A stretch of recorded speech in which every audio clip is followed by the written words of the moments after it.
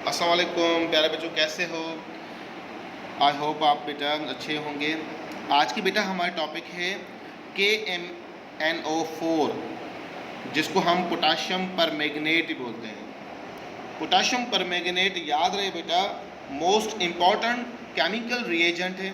बहुत सारे titration reactions जो हम करते हैं वो इसकी ही मौजूदगी में करते हैं।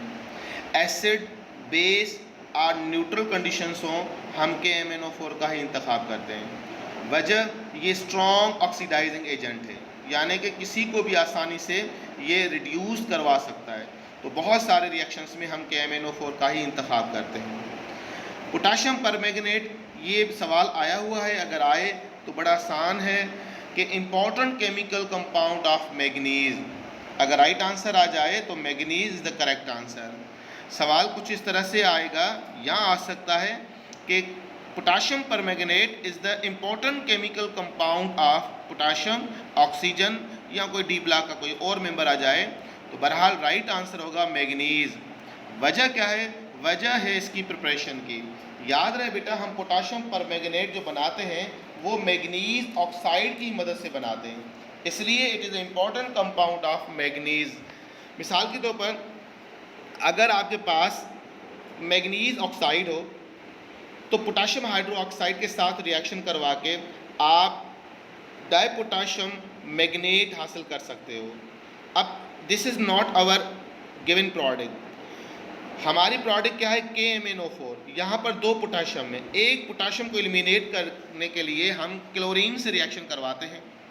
जब क्लोरीन के साथ रिएक्शन करोगे बेटा तो रिजल्ट क्या होगा? पोटाशियम क्लोराइड जो है वो आउट ऑफ हो जाएगा, बाकी जो मेजर प्रोडक्ट आपको मिलेगी पोटाशियम परमैंगनेट मिलेगी। तो इस तरह से हम पोटाशियम परमैंगनेट आसानी से बनाते हैं। याद रहे बेटा, पोटाशियम परमैंगनेट जो है स्ट्रॉन्ग ऑक्सीडाइजिंग एजेंट है, जैसा कि मैंने पहले भी कहा था आपसे, बहुत सारे पर्पज़ के लिए इस्तेमाल करते हैं। और अगर मैं इसके कलर्स की बात करूं तो याद रहे बेटा, colour very important for the crystal solid and solution form. Colour बेटा इसका जो है डीप पिंक कलर होता है सॉल्यूशन फॉर्म के अंदर, ये भी सवाल आया हुआ है। और अगर सॉलिड की बात की जाए तो क्रिस्टल के अंदर इसका कलर जो होता है डीप पर्पल कलर होता है। यानी अगर मैं आपसे कहूं the colour of potassium permanganate in a solution, right answer होगा डीप पिंक कलर। और अगर सवाल यही मैं आपसे पूछूं the colour of potassium permanganate in a crystal form, crystals form के अंदर इसका कलर क्या होगा? तो राइट आंसर होगा बेटा डीप पर्पल कलर। तो दोनों स्टेट्स के अंदर कलर्स अपने दिमाग में आपको बिठाना है। रेडली सॉल्यूबल इन वाटर, ये पानी में जल्दी सॉल्यूबल होकर ये जो है वो पिंक कलर प्रोड्यूस करता है। अगर हम बात करें बेटा हीट की, तो अगर आप इसको स्ट्रॉन्ग हीट करोगे तो ये ऑक्सीजन प्रोड्यूसर भी है, ऑक्सीजन को आसानी से लिबरेट करता है। जब आप इसको हीट करते हो तो ऑक्सीजन कैन ईजिली लिबरेट। अगर ये सवाल कुछ इस तरह से आ जाए, which one of the following is oxygen producer, और दो चार और ऑप्शन भी हों, तो KMnO is the correct answer. It is oxygen producer, ये ऑक्सीजन को आसानी से लिबरेट करता है। जैसा कि मैंने कहा था कि पोटाशियम परमैंगनेट जो है स्ट्रॉन्ग ऑक्सीडाइजिंग एजेंट है, पावरफुल ऑक्सीडाइजिंग एजेंट है। तो न्यूट्रल एसिड बेस के लिए हम इसका इंतखाब करते हैं एज अ रिएजेंट।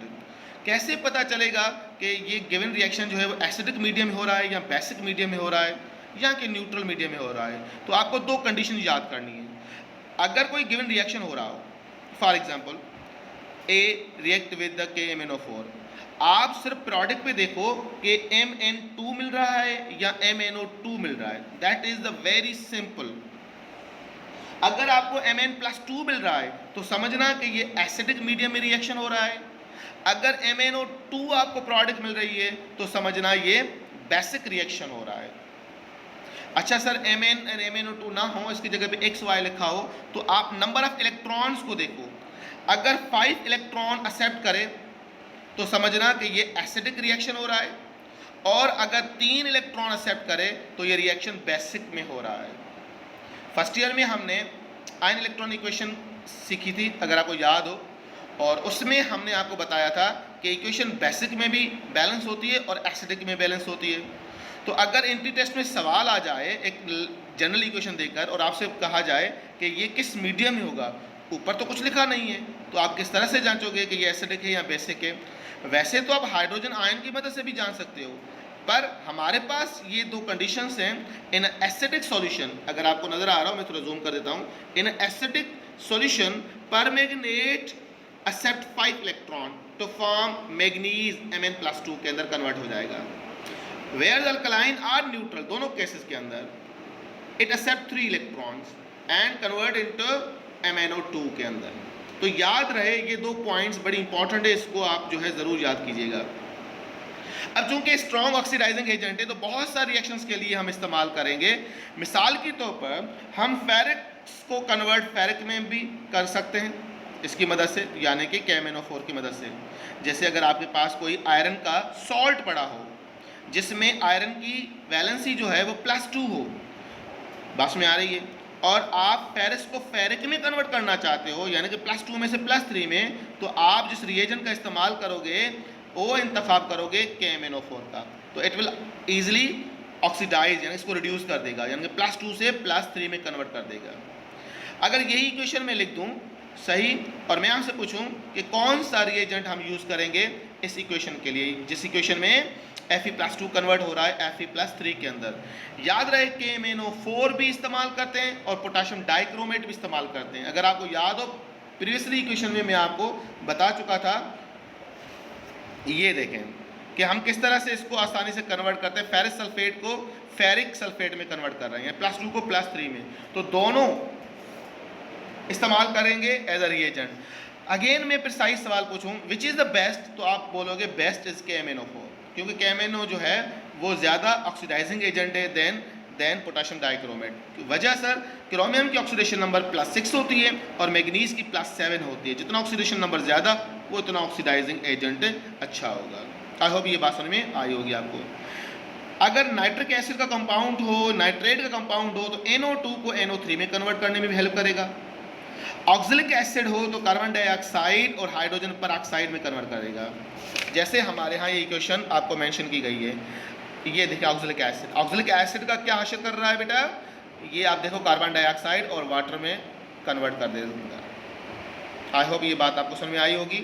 तो बड़ा आसान है, आप आसानी से जस्टिफाई कर सकते हो कि जी प्रोडक्ट साइड मिली हो तो आप बता सकते हो कि ये एसिडिक मीडियम हो रहा हो कि बेसिक मीडियम में हो रहा है, या फिर आप अगर ये डायरेक्ट सवाल आ जाए कि ऑक्जेलिक एसिड को कार्बन डाइऑक्साइड और हाइड्रोजन परऑक्साइड में कन्वर्ट करें तो कौन सा हम रिएजेंट यूज़ करेंगे, तो राइट आंसर होगा KMnO4। उसके अलावा पोटाशियम आयोडाइड को बेटा आयोडीन में भी कन्वर्ट करता है बेटा, पोटाशियम आयोडाइड किसमें, आयोडीन में भी, वो भी आसानी से कन्वर्ट करने में रिएजेंट जो यूज़ करते हैं जो दरकार होता है उसका नाम भी पोटाशियम परमैंगनेट है। तो मोटी मोटी 6-7 पॉइंट्स आपको याद करनी है। नंबर 1 इनके कलर्स याद करने। Number 2 potassium permanganate is an important chemical compound of dash, तो राइट आंसर मैग्नीज का इंपॉर्टेंट कंपाउंड है, कलर देन मैग्नीज। उसके बाद जो चीज़ याद करनी है एसिडिक, न्यूट्रल और बेसिक कंडीशन के अंदर इनकी पहचानने की निशानी, अगर 5 इलेक्ट्रॉन बेस पर हो तो 5 and 3, 5 हो तो एसिड, 3 हो तो बेस।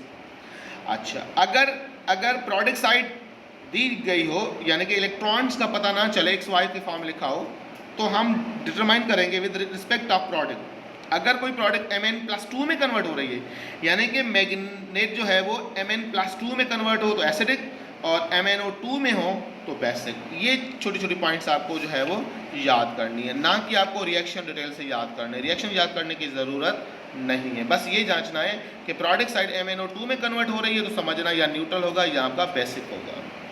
आई होप ये पॉइंट्स आपको समझ में आई होगी। उसके बाद हम चलते हैं और टॉपिक की तरफ जिसका नाम है कोरोजन